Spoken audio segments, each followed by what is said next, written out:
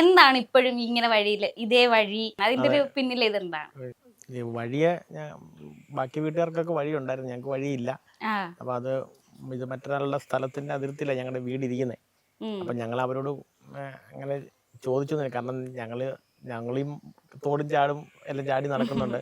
പക്ഷെ പ്രത്യേകിച്ച് ഇതിൻ്റെ ഒരു ആശുപത്രി കേസിട്ടൊക്കെ പെട്ടെന്ന് വന്നു കഴിഞ്ഞപ്പോഴാണ് അമ്മ അബോധാവസ്ഥയിൽ കിടക്കുമായിരുന്നു. 6 വർഷമായിരുന്നു. ഈ കഴിഞ്ഞ 1 മാസം മുമ്പ് അമ്മ മരിക്കുന്നത്.